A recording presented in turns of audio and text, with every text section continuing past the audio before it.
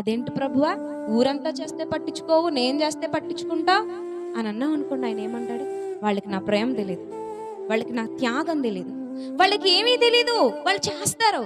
నీకు అన్నీ తెలుసు కదా, నిన్ను నడిపించుకున్నాను కదా, వాక్యంతో పోషించుకున్నాను కదా, నా ఆత్మనిచ్చాను కదా, నా బాధ ఏంటో చెప్పాను కదా, నా హృదయం మొత్తాన్ని లిఖించాను కదా, దాన్ని వివరించడానికి సేవకులు ఉంచాను కదా, ఇన్ని విన్న నువ్వు కూడా చెడిపోతే నా బాధ నేను ఎవరితో చెప్పు?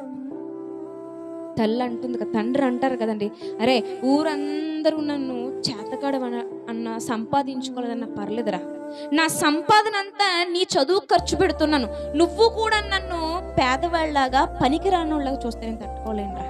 వాళ్ళకి తెలీదు, నీకు తెలియాలి కదా. అలాగే లోకం అందాల మీద దృష్టి పెడుతుందని దేవుడు పెద్దగా దాని గురించి ఆలోచించడు, కానీ సంఘంలో ఉన్న మనం దాన్ని దాటేసి వాక్యాన్ని నేర్చుకుంటూ, వాక్యాన్ని పాటిస్తూ, ప్రార్థన చేస్తూ, ముసుగులు వేస్తూ, బొట్టు తీసేసి ఉపవాస ప్రార్థనలు చేస్తూ, అందరికీ ప్రభు నమ్ముకోండి అమ్మ బాగుంటుంది, ప్రభు నమ్ముకోండి అమ్మ బాగుంటుందని అందరికీ సువార్త చెప్పేసి మనం మాత్రం లోకం ఉన్నట్టు ఉంటే చాలా బాగుంటుంది.